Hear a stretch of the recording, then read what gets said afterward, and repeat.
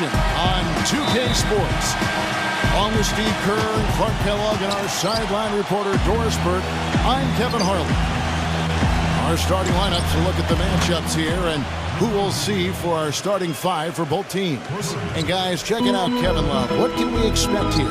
And I don't know if there are too many players who start the break as well as he does. It's not just the accuracy that he has on his outlet passes, but how quick he makes them.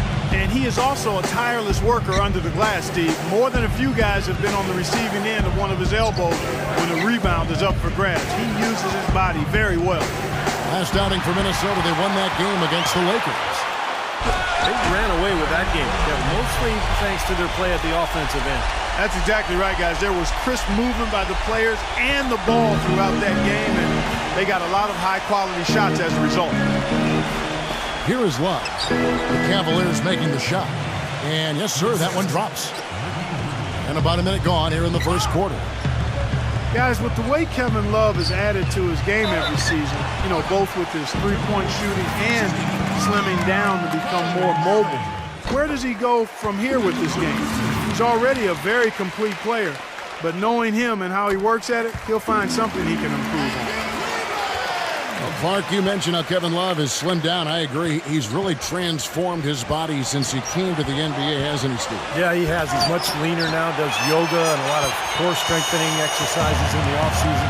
Still a beast on the board. He's got that leverage, that lower body strength in order to be able to root players out on that weak side of the glass.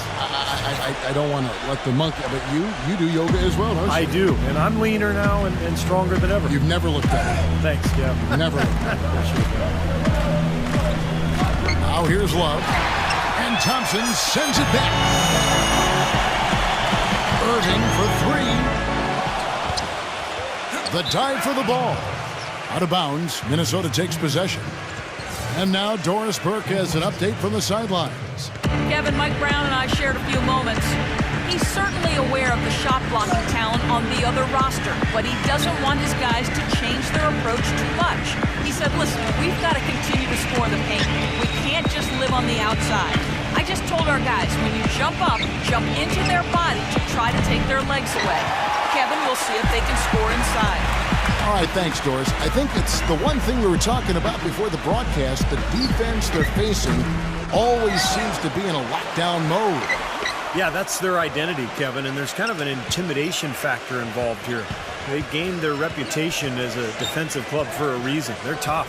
Yeah, they really are tough, and they also do a good job of making you uncomfortable and frustrating you a little bit. So you got to keep your poise when you're facing a team as good as this one is defensively. For the Cleveland Cavaliers, they come in off the loss to the Mavericks in Dallas. Kevin, that game defensively was an absolute nightmare. They went into that building and just got blown out by a very hot team. Well, they didn't defend those shooters like they should have, and once the fans got into it and the arena started rocking and thumping and bumping, things only got worse. Yeah, he got whacked. Shouldn't be much debate on that one. Yeah, that was as straightforward as it gets, guys. You know, it's really hard to say that Lady Luck hasn't been smiling on the Cavs in the past few years. LeBron was lost a few years back, but ever since then, they've had tremendous luck in the NBA draft lottery and had the first overall pick in 2 of the last 3 years. Here's Dang. Miles.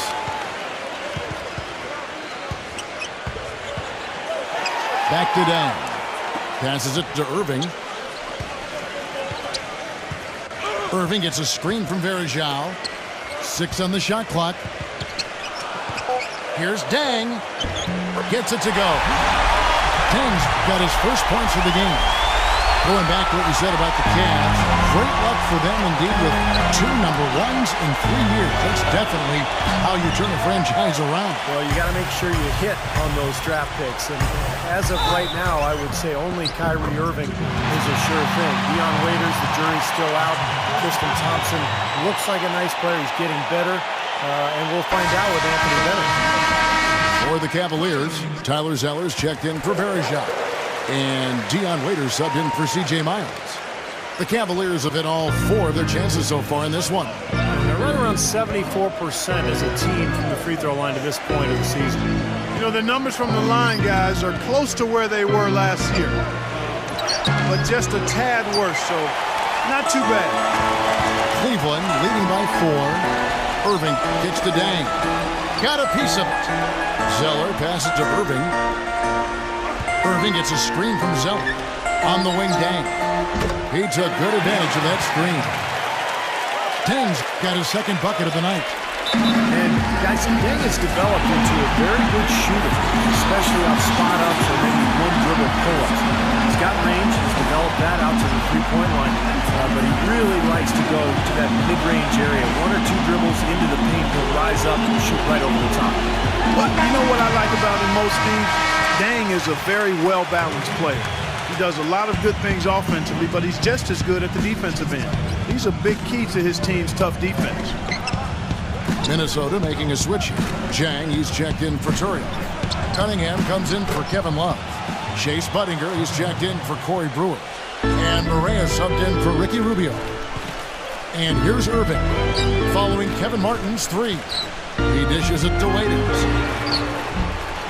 Trying to answer back, but that 3 is off the mark. Here's the break. And it's Budinger finishing it off. Boy, that was a violent throw down there. You're telling me. Well, you know when he goes up with both hands, it's going to go down hard. Good on the shot. Zeller's got his first 2 points of the night. You know, they've scored several times already here in the first quarter down low. I like that. Yeah, me too, Clark. I think anytime you have success pounding the ball inside, you got to continue to go to the well. Can't hit. Tried to get a little too fancy with that one. Unless the alley-oop is going to be uncontested on both ends of the play, you're better off avoiding it. He kicks to Budinger. Nice ball movement by Minnesota. That evens the score. Berea's got his first 3 points of the game. I'm not sure that was the play they had set up, but it was too good a look to pass up. Irving kicks to Dang. Kept alive. Pass to Waiters. Second chance shot. On the wing, Dang. Outside, Irving. Drills the three-pointer. Irving's got 10. He's just been the man since the start of this quarter. Just a tremendous period of basketball for him. A nice shot by Berea. They're getting a bunch of their points outside of the paint. 3 of their last 5 buckets are from three-point range. But the defense isn't making them earn it, and those shots have just come on easy, open looks. And that's a foul called on J.J. Berea. That is his first foul of the game. And, you know, these calls can be some of the toughest in the game for the officials. It all happened so fast, but I really think that was the right call. The defender was not really set. It's a tie game.